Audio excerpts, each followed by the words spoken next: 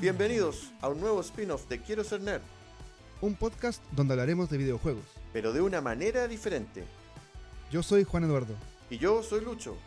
Bienvenidos a Quiero Ser Gamer.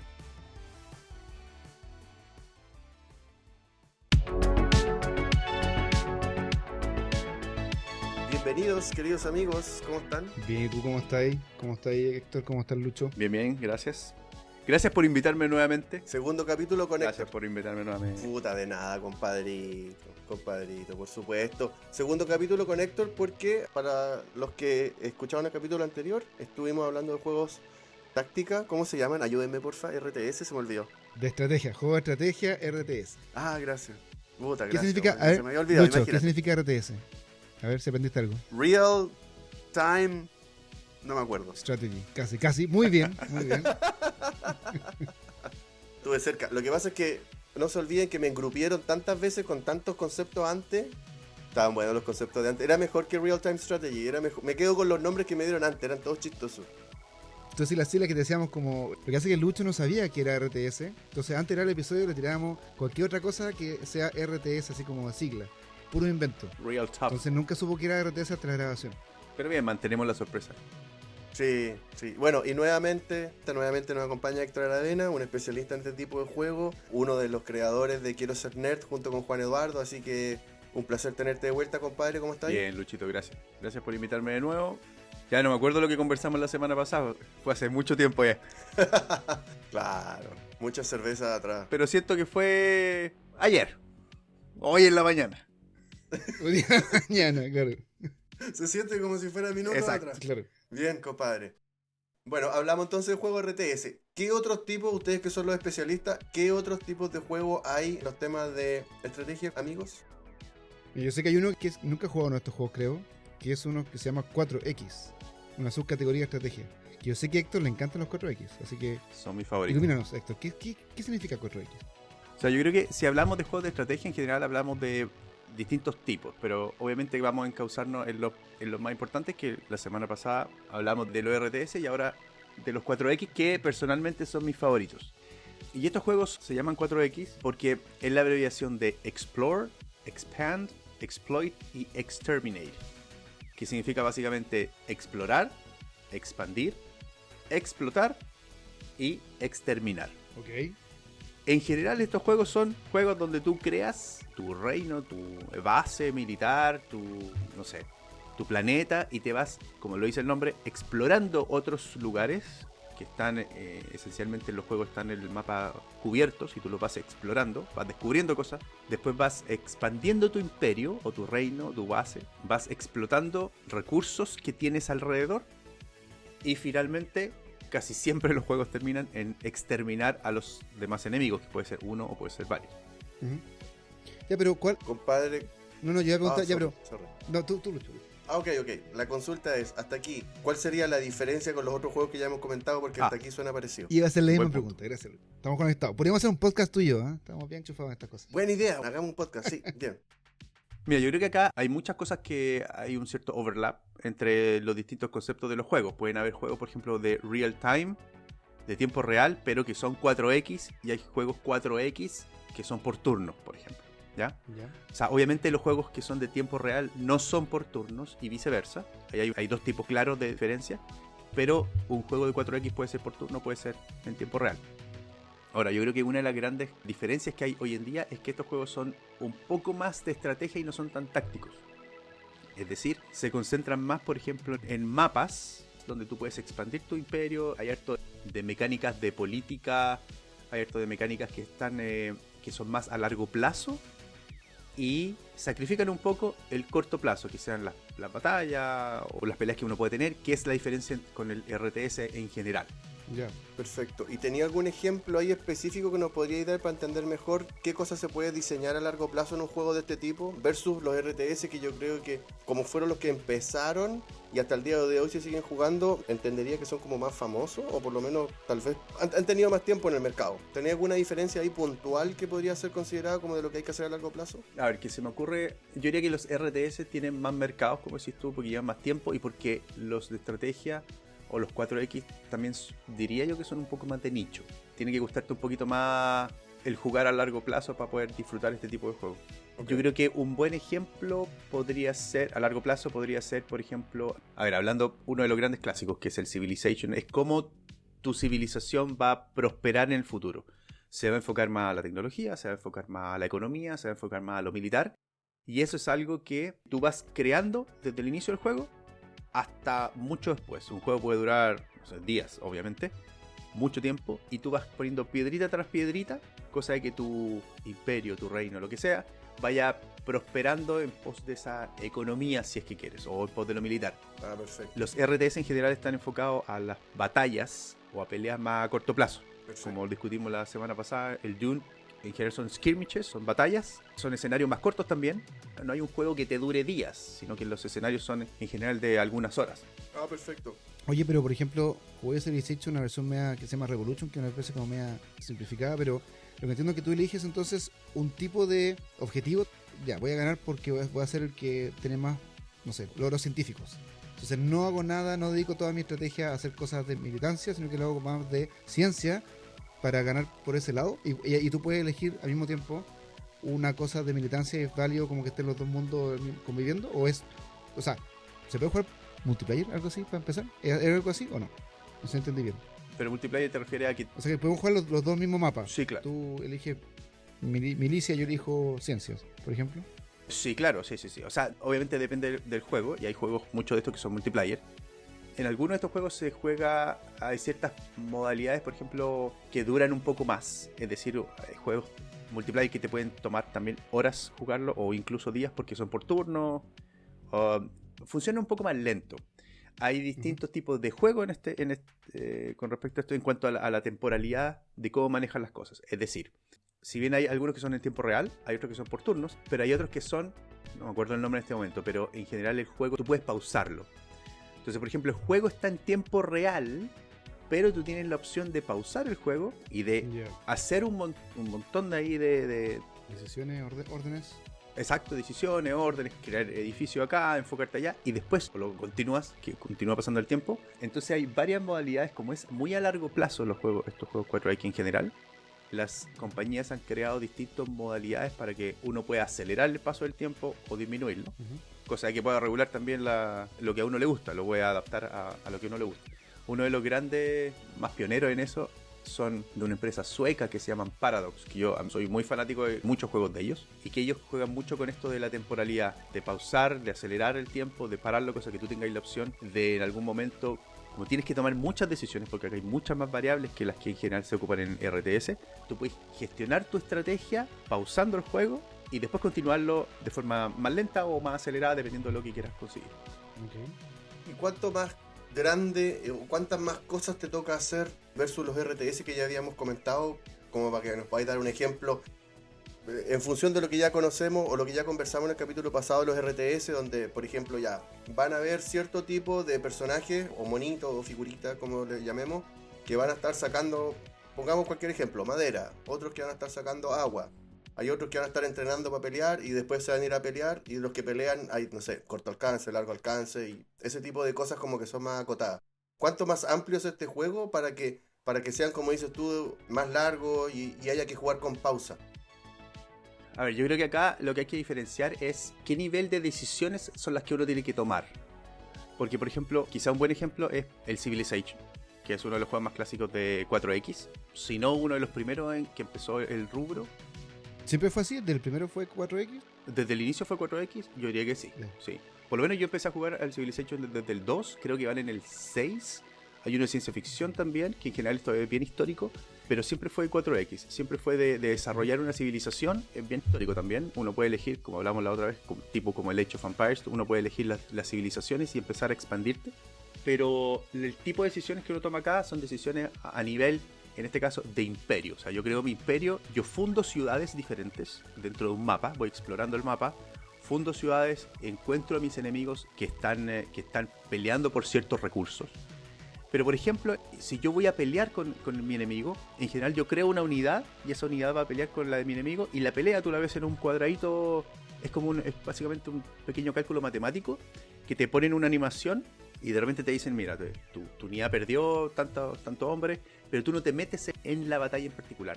no llega a ese nivel de tacticidad. Perfecto. Entonces, en general, lo que uno moldea en esto es el muy a largo plazo, es decir, cómo mi imperio lo voy encauzando a través de los años y no a través de batallas particulares. Por lo tanto, igual estamos ocupando recursos acá, igual estamos ocupando, por ejemplo, como ocupábamos en el RTS, en el Age of Empires ocupábamos madera o piedra o carne, por ejemplo, o comida. En esto también se ocupan recursos, pero hay mucha más variedad de recursos. Hay muchos más recursos esparcidos en un mapa que es en general mucho más grande también. Por lo tanto, mi imperio tiene que tener capacidad de tener comida, de obtener, digamos, madera, minerales, de obtener, no sé, cosas orgánicas, de obtener petróleo, de obtener ciencia, de obtener economía, y uno va encauzando ese imperio, uno va a definir su estrategia en particular para poder prevalecer dentro de este mapa. Claro. Obviamente, todos estos juegos tienen también objetivos que son, tú puedes jugar en pequeñas, digamos, batallas de un mapa, o también puedes jugar en campañas que son más grandes, y hay muchos de ellos que tienen temáticas. Si nosotros habláramos, por ejemplo, de juegos que son clásicos de 4X, diría yo que sí o sí tenemos que hablar, obviamente, del Civilization, que es uno de los principales. Ese juego se desarrolló a cargo de Sid Meier, es un desarrollador de videojuegos muy famoso por este mismo juego. Pirates. Exacto, también el desarrollo Pirates. Y todavía sigue desarrollando. Él todavía está desarrollando las últimas versiones del Civilization, que creo que se viene una el próximo año, si mal no recuerdo. Pero él, Sid Meier, partió mucho antes de Warcraft 2. Me acuerdo cuando había como juegos de disquete y qué sé yo. Cuando todavía no existía como este RTS, le hacía como cosas de estrategia. Más o menos, no sé qué tan parecido sea como a Doom, porque nunca lo jugué, pero en principio de los 90, como con el espacio y los piratas y qué sé yo, en mapa. Y lleva como 40 años haciendo videojuegos de este tipo. Creo que él fundó una empresa que se llama Microprose, por ahí por el principio de los 80. El juego uno de los más conocidos es el Sid Meier's Pirates, que lo sacó a finales, creo que a finales de los 80. Cachete. Y de ahí ya se encauzó por Civilization, y Civilization fue lo que siguió desarrollando a través del tiempo, porque sí o sí es uno de los más famosos, claro, a nivel global. Pero o sea, lleva 50 años haciendo esto. Increíble. Sí, yo creo que veo poco probable que pare.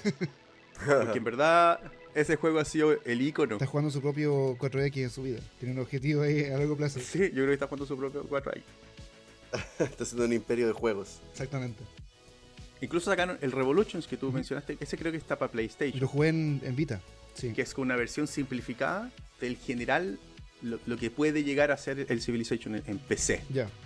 Uno tiene que encargarse de muchas más variables, pero tienen más tiempo para encargarse de esas variables. Ese es uno de los balances del juego. Si me te preguntaba, porque yo me acuerdo que cuando estuve jugando ese juego, no jugué mucho, pero me acuerdo que yo dije ya, hay una cosa como que el objetivo es quién llega a la luna, una carrera espacial. El primero que terminé la carrera espacial ganaba. Ya. Dije voy a hacer eso, porque no me acuerdo por qué tenía más puntos en ciencia en algunas cosas y qué sé yo. Pero me pasó que por dedicarme a eso, los otros llegaban y me mataban al tiro porque no tenía nada de milicia, pues tenía como unos monos con un palo y llegaban con unos tanques. Sí. Al final no sé si gané o no, creo que no gané, obviamente, me acordaría. Y era como súper complicado balancear todo porque una vez que uno toma una decisión, igual perdí los otros aspectos. Pues elegí ciencia, tenía menos milicia, y etcétera. Por supuesto, en general, uno puede tener miles de estrategias para esto, obviamente, depende de los gustos y de la civilización que uno elija, etcétera. Pero una de las gracias está, claro, en tratar de elegir tu estilo de juego, de tu país, de tu imperio, o lo que sea, sin descuidar las demás variables, porque obviamente alguien más va a ser mejor que tú en esa variable, claro, y te puede ganar. Pero yo creo que esa es una de las cosas que más me gusta de los juegos de estrategia, es que esa es justamente la gracia de que no hay juego que se repita, no hay juego que sea igual a otro. Claro. Siempre son diferentes, aunque juegues con la misma civilización, aunque juegues al mismo tiempo, etc. Claro. Buenazo. ¿Y tú qué estás jugando más ahora? ¿4X, RTS? ¿Qué estás prefiriendo jugar? Yo siempre juego 4X más que los demás, probablemente. Y de los 4X, los Grand Strat. Y desde ese punto de vista, ¿tú considerarías que es una evolución el uno del otro? ¿O simplemente son dos estilos que se separaron y cada uno va a tener una preferencia por el uno y por el otro? Depende del jugador. Esa es la consulta. Buena pregunta. Yo creo que depende del jugador. Yo creo que yo tengo un gusto particular por la historia, y en general los juegos de 4X están relacionados un poco, las temáticas en general están relacionadas con historia, por eso creo que me gustan más ese tipo de juegos también. Ya. Por eso tiendo a jugar más Perfecto. juegos de 4X. Ya, pero no es que uno dejó chico al otro ni uno superó al otro, no es esa la situación. No, yo creo que no. Y los RTS siempre han estado en el mercado desde hace 30 años y yo creo que siguen estando. Por eso hay competencias de eso también constantemente. Yo creo que son dos tipos diferentes. Es cómo te guste jugarlo. ¿Te gusta jugarlo más a largo plazo? ¿Te gusta una partida, por ejemplo, que te pueda durar días, incluso meses? Que tú tengas que llegar y jugar la misma partida, porque es la misma. La empiezo hoy, la continúo mañana, la sigo pasado mañana o la próxima semana. Y esa misma piedritas que voy poniendo tiene alguna consecuencia a largo plazo, de aquí a 2 meses más. O te gusta jugar algo más táctico, como el RTS más táctico, donde puedes jugar algunas horas y vas avanzando en la historia. Igual vas avanzando en la historia, pero son, digamos, capítulos diferentes. Claro. No están continuados. Yo creo que depende un poquito de los gustos que tú tengáis. Bueno, hay un montón de juegos que son 4X que uno también obviamente los puede encontrar en Steam o en Internet. Hay muchos de ellos que no he jugado porque también es un nicho que no es tan nicho al final. Por lo menos yo te puedo nombrar de los que yo juego más en particular y de los más famosos, que obviamente está el Civilization. Pero últimamente hay una empresa, es sueca, ya le ha ido súper bien. Yo diría que de los últimos, no sé, 15 años probablemente, un poco más. Y que se llama Paradox Studios. Es una empresa que en general crea solamente juegos de estrategia y tiene algunos otros en particular. De hecho tiene un juego de Vampiro la Mascarada. Uh-huh. Tiene un juego que se llama Magica, que es súper entretenido, que es de unos monitos que van tirando distintos tipos de magia. Pero en general se basan en los juegos de estrategia. Y ellos les ha ido tan bien que han creado el equivalente a la Comic Con, que obviamente la Comic Con ya es un poco más global, que empresas como por ejemplo como Blizzard, que son los creadores de StarCraft, de Warcraft, de World of Warcraft, ellos crearon una BlizzCon, que es el momento de una vez al año, creo que es, se juntan todos los fans y ellos ahí promueven sus nuevos proyectos y comparten con su fanaticada, digamos, y los clientes, qué sé yo, los que vienen en el futuro, el tema de los juegos, los mismos que crearon el Diablo, qué sé yo. Aparte de eso, Paradox creó la PDXCon, la PDXCon, PDX de Paradox, que una vez al año también tienen una fanaticada grande, por lo menos en Europa. Creo que las últimas fueron en Berlín, si mal no recuerdo, donde la gente se junta y ellos empiezan a promover sus productos y sus juegos. Wow. Y en esa PDXCon, obviamente el gran nicho de ellos es la estrategia. Casi todos los juegos que tienen ahí son de estrategia. Y yo diría que hoy en día probablemente es una de las empresas que tiene los juegos de estrategia más complejos que hay. Si uno empieza a buscar por internet, uno pone ahí los juegos más complicados de PC, al menos de estrategia, probablemente te salgan varios en ese listado. Y también tienen un componente histórico bien fuerte. Tienen juegos, por ejemplo, como el Crusaders Kings 2 y el 3, como el Hearts of Iron 4 o como el Europa Universalis 4. También tienes el City Skylines 1 y 2. Estos juegos bueno, yo soy muy fanático de estos juegos, puedo estar aquí hablando horas, pero son súper difíciles de jugar, que tu curva de aprendizaje es bien lenta. Por lo tanto, tienes que tener un gusto específico por esos tipos de juegos, porque en el caso, por ejemplo, de uno de mis favoritos, que es el Europa Universalis 4, yo probablemente lo llevo jugando hace unos 10 años y todavía hay cosas que yo no entiendo del juego. Wow. Yeah. Wow. Que todavía no sé cómo funcionan, habiéndolo jugado un montón de horas. Pero tienen una temática bien entretenida. Por ejemplo, ellos tienen uno que se llama Crusaders Kings 2 y ahora salió el 3. Este está ambientado como en la vieja Edad Media, o en la oscura Edad Media, que es como hasta el año 1400, como del año 800 hasta el 1400. Y tú lo que creas es tu dinastía. Tú no creas un imperio, tú creas tu dinastía. Entonces tú, por ejemplo, tenés la dinastía Castellón. Me gusta el nombre, me encanta el nombre. Son famosos. Eso dicen. Acá en Europa, por lo menos, eso dicen. Tú vas, por ejemplo, y dices, yo quiero ser el conde de Castellón de un condado pequeño de España. Y suena, pega. El conde de Castellón pega. ¿Castellón no está en España, sí, o no? ¿O está en Francia? Castellón está en España, la ciudad de Castellón. Aunque me apellido francés, pero Castellón está en España. Okay. Entonces tú te haces el conde de Castellón y tú vas expandiendo tu influencia, pero tú peleas por tu dinastía. O sea, eso es como un juego de rol al final. Tú juegas con un pequeño personaje, entonces tú haces que tú te casas, tú tienes una hija o un hijo, esa la casas con alguien para que te herede los territorios. El hijo hace que se convierta en un príncipe de no sé dónde y tú vas expandiendo tu dinastía. Y avanza por las generaciones, es decir, los años va pasando. Avanzas por las generaciones. Es como una especie de Sims. Es como una especie... Sí. Mira. Es una mezcla rara. Es un juego que yo nunca había visto ese tipo de jugabilidad y se ha hecho famoso por lo mismo. Porque no es un juego donde tú crees... De hecho, a ti te pueden dejar sin tierras. Te pueden conquistar todas las tierras. Pero mientras tengas una persona de tu dinastía viva, tu dinastía sigue jugando. Buenísimo. Y tú tienes que lograr expandirlo lo más posible hasta el año 1400. Tienes mucho tiempo para expandirlo. O eso en entrete. Entonces tiene componentes de 4X, porque expandes cosas. Tienes batalla, tienes mercenarios, qué sé yo. Tienes muchas variables metidas. Tienes variables políticas, porque tienes que hacer tratados con gente. Tiene variables de juegos de rol, porque tú puedes contratar a un asesino para que asesine a alguien. Los personajes tienen traits, o sea, tienen características. Tú tienes que tratar de que tus hijos se casen, por ejemplo, con gente que es inteligente, para que te nazca un nieto inteligente, para que él pueda ser más propenso a... Claro. O influyente. Exacto, para que sea más propenso a algo, cosas de ese El estilo. objetivo es que quede una persona viva de tu linaje en el año 1400. Y ahí como que ganaste, entre comillas. ¿Cómo es? No, el objetivo es que tu dinastía sea la más poderosa del mundo en el año 1400. A miércoles. Y eso implica que te van dando puntos finalmente. Ya. Entonces, mientras más territorios tengas, mientras más gente de tu familia tengas posicionado en la nobleza, cosas de ese estilo, vas creciendo. Entonces, este juego es muy entretenido. Hola, wea buena. Sí, suena muy entretenido. Y es característico por lo mismo, porque no es un juego normal de 4X, digamos, sino que es una mezcla de muchas cosas. Una mezcla de Sims, juego de rol, 4X. Oye, pero Héctor, más o menos cuando tú jugáis este juego, por ejemplo, que lo he jugado, me imagino, Sí. ¿cuánto dura tu partida más o menos? ¿Cuánto dura un juego completo? Este es un juego que tú puedes pausarla y tú puedes despausarla, digamos, y tiene varias velocidades. Yo en general la juego bien lento. Una partida mía de esta puede durar 2 meses. Wow. Pero tú puedes ponerla que dura rápido y va pasando el tiempo a mayores velocidades. Si mal no recuerdo, este tiene para pausar.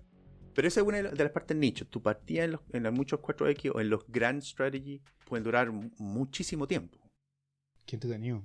Yo pienso que igual en unos pocos juegos que yo imagino que sería chulo preguntarte, oye, ¿qué estés jugando? Ah, qué buena. Y después, a la semana después, oye, ¿qué pasó? No, pues murió mi hija. Oh, pero se casó. Ah, ya, qué buena. Y me vais contando y es entretenido como hacer el seguimiento de tu juego. Uno puede hacer seguimiento del juego. Se puede jugar multiplayer también. Qué chulo.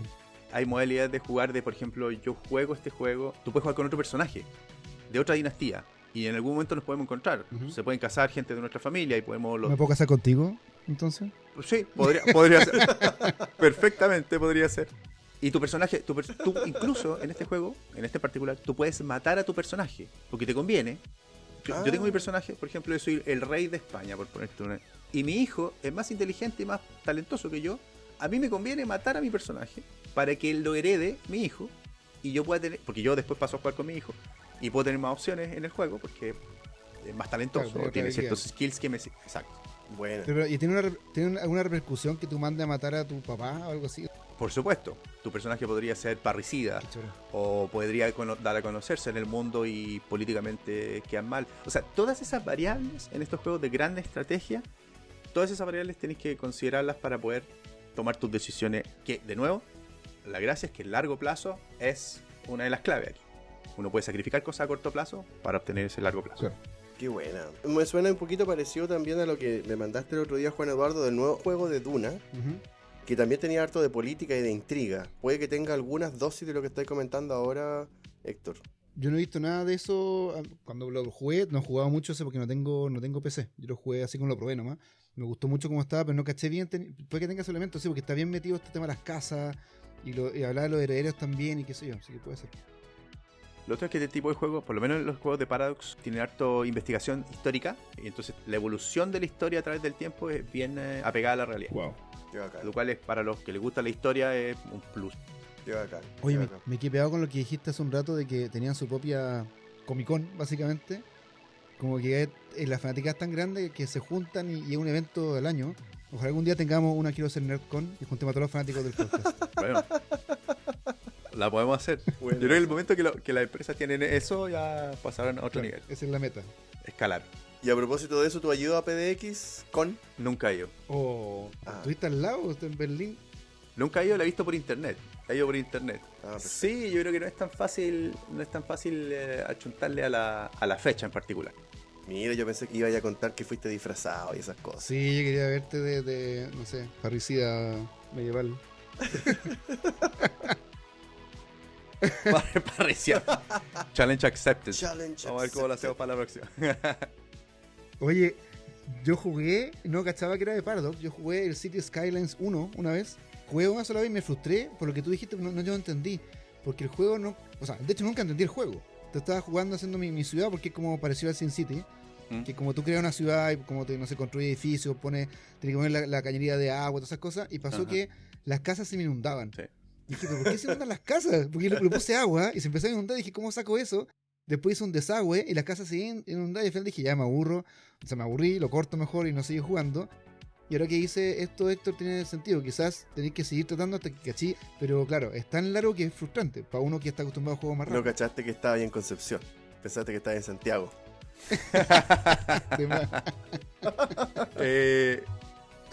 Yo creo que el City Skyline es buen ejemplo también de otro tipo de estrategia. Esto ya es más management, más simulador y management, que es obviamente como el SimCity. El City Skylines 1, que obviamente es de Paradox, le fue tan bien. Ha sido, creo que uno de los juegos de simulación que más ha vendido copias en la historia. Wow.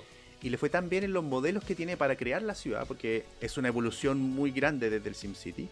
Y le fue tan bien que de hecho los modelos que ocupan en la programación del juego, los modelos de tráfico, los modelos de cómo se distribuye la población, etcétera, se usan en general para simular planificación urbana En la vida en la vida real. No, qué Wow. acuático. Wow. No es que se usen, obviamente la gente no está jugando el juego para poder planificar una ciudad, Claro. pero hay varios de esos modelos que se ocupan para predecir ciertas Qué cosas. pro. O sea, ¿lo usaron para el Transantiago? City Skyline. Oye, ¿era el SimCity el que tenía desastres naturales o no? Era el SimCity que tiene desastres, ¿no? Sí. Sí. Sí. Este también lo tiene. Perdón, pero que yo me acuerdo que dentro de los desastres naturales te podría aparecer Godzilla. Y eso era muy bueno. Oh, era muy bueno, sí.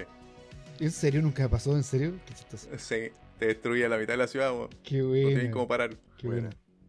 Oye, quería además comentar que como dijo Minja en un momento así medio rápido, pero que este es un género distinto de juegos de estrategia, porque estos simuladores como SimCity o City Skyline es como más de administración, de management. No es lo mismo que lo que habíamos hablado del 4X o lo que habíamos hablado del RTS en el episodio anterior. Sí, ese es un buen punto. Yo creo que esto es más management, menos 4X, porque finalmente no tienes que expandir nada, no tienes que exterminar nada, ni explotar nada. Claro. Bueno, se explotan a veces algunos recursos dentro de la ciudad, pero básicamente tienes que tratar de resolver los problemas que tiene tu ciudad al estar creciendo. Yo creo que lo interesante, en general, lo interesante del City Skylines 1 y 2, que salió el año pasado, es que la modelación de la ciudad es bien, no realista en particular, pero es la mejor que hay hasta ahora.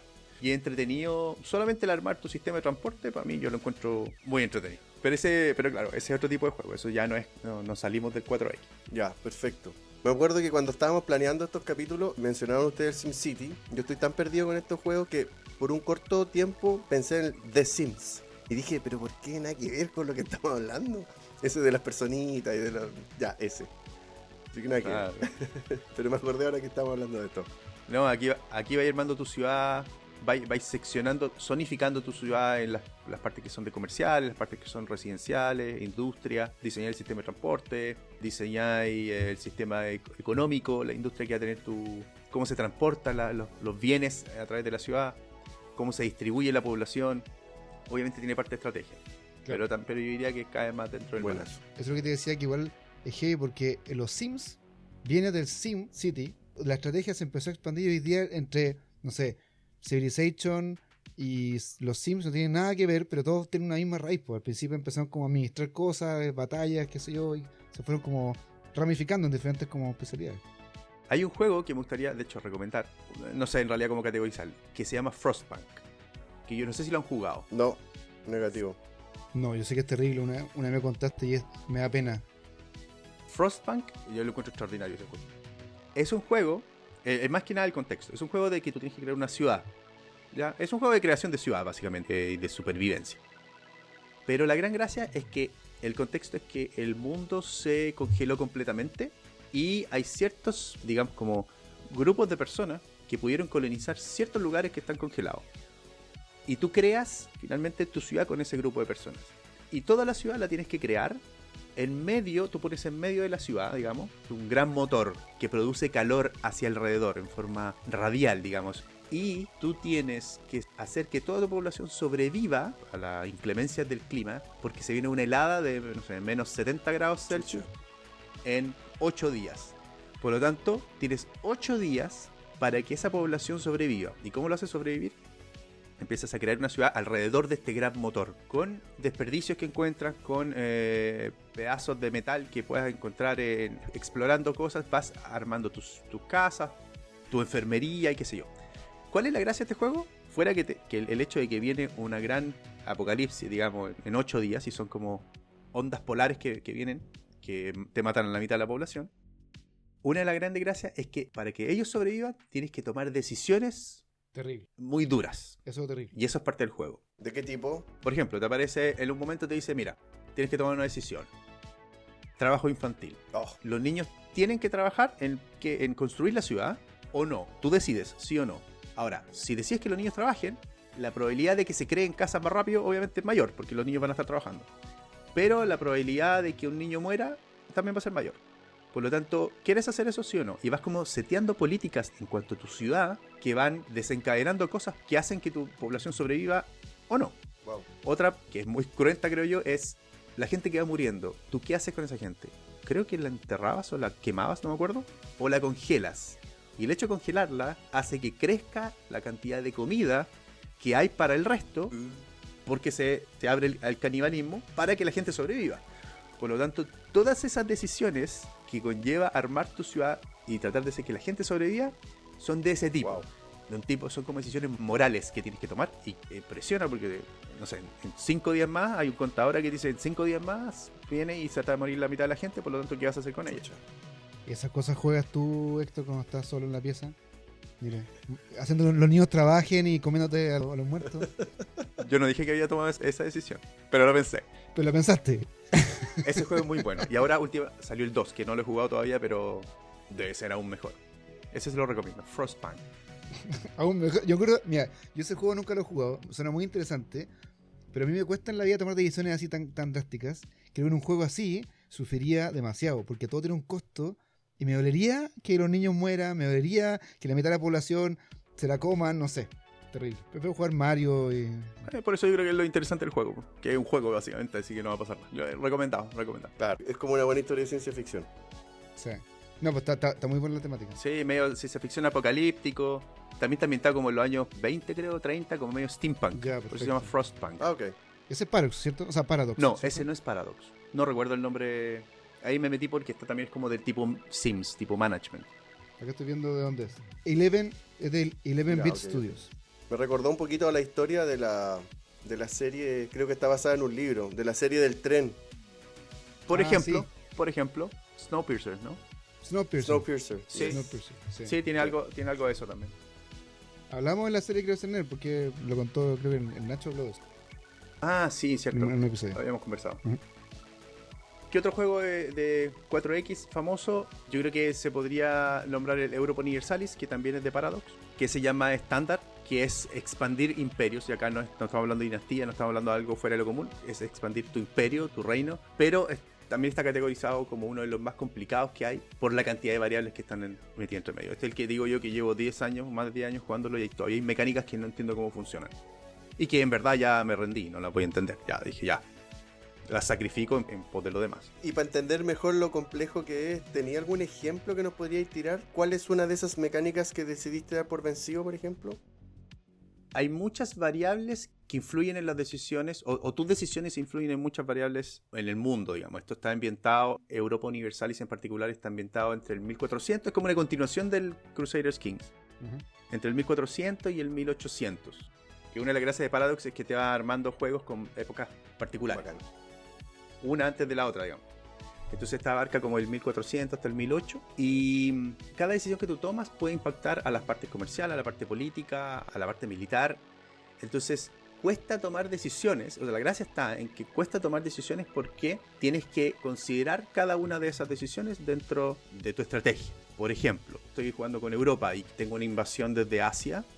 yo lo que puedo hacer es enfrentarme a una horda mongola que viene de Asia, por ejemplo, o hacer algo comercial, como por ejemplo ir hacia Asia y cerrar, por inventar algo, cerrar y tomarme todos los puertos que tienen los mongoles, cosa que el comercio se estanque de ellos, cosa que al estancarse el comercio, fuera de que pierden plata y no pueden construir o financiar militares, van a tener problemas con sus vecinos, problemas políticos con sus vecinos, lo que a la larga va a provocar, por ejemplo, que ese país que esté más débil, cosa que no me ataque. O sea, cosas de ese estilo. Para poder tomar una pequeña decisión tenéis que darte una vuelta más larga. Claro, súper complejo. Y son cosas que tampoco te le insinúa el juego. Tú tenés la creatividad de hacer eso y pasa, pero no es que el juego te diga, agarra los puertos y... Exacto, hay muchas cosas que el juego tiene y que a través de estos 10 años o más ellos han ido perfeccionando las mecánicas, y cada expansión que lanzan te pone más mecánica en el juego. Como por ejemplo que si tú eres parte de un país cristiano tienes que ser amigo del Papa, porque si el Papa te llega a excomulgar, quiere decir que toda, en este caso toda Europa cristiana va a estar en contra tuya. Por lo tanto, si los musulmanes te van a atacar, los países musulmanes de esa época, ningún cristiano te va a ayudar. Claro. Entonces, pero si tú quieres estar bien con el Papa, tienes que sacrificar algunas cosas, como etcétera, etcétera, etcétera. Entonces, todas esas variables, en el caso del Europa Universalis 4, están ahí. Perfecto. Y por eso se hace tan complejo. Wow. Si yo me muevo un poco más en la historia también, viene otro juego que se llama el Victoria, el 2 y el 3, que yo jugué un poco el 2 solamente, que es la época de napoleónica o hasta la Primera Guerra Mundial. Y es famoso, pero yo diría que no es tan famoso como los otros que mencioné. Y por último está, en esa saga también está el Hearts of Iron, el Corazón de Acero, el 4, que es de la Segunda Guerra Mundial. Juego que parte en 1936, cuando la Alemania nazi se empieza a expandir, hasta que se acabe el juego, hasta que tú te lo termines. En general debería durar hasta el 45, un poco más, pero juega hasta lo que tú quieras. Y ahí ya es básicamente, ese es más militar. Ese también es como en tiempo real, a través de todo el globo terráqueo, digamos, puedes tener alianzas militares, políticas, tienes que tener recursos, construir tanques, construir qué sé yo, para poder atacar al país que tú quieras. Y tú puedes elegir el país que quieras, puedes elegir ser Suiza, puedes elegir ser Indonesia, pero el contexto ahí histórico es el de la Segunda Guerra Mundial. Ese también es uno de los más famosos juegos de estrategia hoy en día, y también probablemente uno de los más complejos. Yo creo que voy a probar el Crusaders Kings, me tincó, que mi Imperio Castellón. Eso voy a hacer. En ese juego tú te puedes hacer tu escudo de armas, te lo diseñas, y el escudo de armas cada vez que tú vas a otro condado, digamos, lo puedes conquistar y lo impones. Me encanta. Etcétera. Me encanta. Ese juego yo creo que te gustaría, ¿sí? Sí. Ese sonaba bien entretenido. A mí igual como que me llamó harto la atención. Buenísimo. Es que es muy diferente. Esa es la gracia. Sí. Aparte, si te gustan los juegos de rol, medio RPG, yo creo que ese también es, Sí, me imagino que es buena sí. opción. Oye, una pregunta que no sé si cabe en esto, pero cuando yo jugué el Civilization Revolution, me acuerdo que todo el mapa eran hexágonos. ¿Es una cosa de Civilization, una cosa como de 4X, o no se usa mucho eso? ¿Es una cosa especialmente de Revolution? No, ese es un tema en particular del Civilization. El Civilization juega con hexágonos. El resto de los juegos que te mencioné, ninguno de esos juega con hexágonos. Ya. El hexágono te arma más estructura finalmente, en donde Claro. tú puedes construir, donde no puedes construir. Claro. No, el movimiento de acá hasta acá puedes calcularlo antes de moverte, qué sé yo, ese tipo de cosas. Claro, en esa parte es un poquito más táctico, pero sigue siendo 4X en general. Oye, qué interesante saber que era tan gigante el mundo de estrategia. Yo he jugado 2 o 3 en mi vida y pensaba que ya como que conocía todo. Pero han salido juegos demasiado bizarros como Frostpunk, que de verdad lo encuentro... Ese sí que es de nicho. La gente tenga guata para jugar ese juego es muy poca. Héctor y el que creó el juego, ¿no? Nadie más. Tan cruel. Sí. La dura, buen punto. Y ojo que los que crearon el Frostpunk, dicho sea de paso, son los mismos que crearon otro juego que se llama, creo que es una empresa croata o algo así. Norcoreana. Que crearon uno que se llama The World... se llama This World of Mine. Sí, 11-Bit Studios, que son de Polonia. This World of Mine.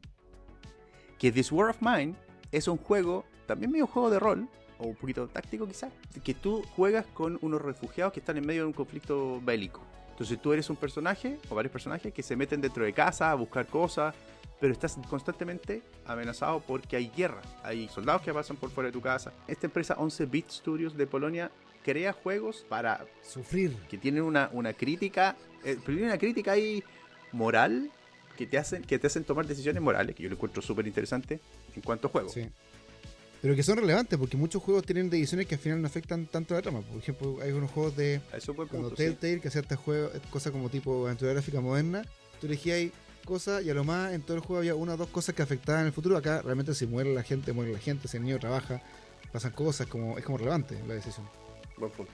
Sí, yo recomendaría el Frostpunk para el que lo quiera jugar, solamente porque es entretenido, no es entretenido, o sea, es entretenido, pero es interesante ponerte a pensar en ese tipo de decisiones. Bueno. Es un Si te autoconocimiento. gusta sufrir, te gusta conocerte a ti mismo, qué tan malo eres. Dime la verdad, ¿eres malo? Yo, mira, te digo una sola cosa. A mí me fue, cuando pasé la campaña, me fue súper bien. Salvé a casi toda mi población con las decisiones que tomé. Muy bien, ok. Muy bien. No sé si eso es bueno o malo, esa es justamente la discusión. ¿Es bueno o es malo? No sé. No sé. Chan. Ya, pues quedamos eruditos con estrategia, ahora con juego de estrategia. Sí, oye, gracias Héctor por todo el conocimiento compartido, mi viejo, te pasaste. Buen capítulo. Sí, gracias Héctor. Nada, pues gracias por invitarme nuevamente. De nada, compadre. Éxito. Estamos en contacto. Ya, Nos vemos. que estén bien. Gracias, Un abrazo, muchachos. Cuídense. Nos vemos Chao, la chao. próxima semana. Chau, chau. O el próximo episodio. O cuando sea. Adiós.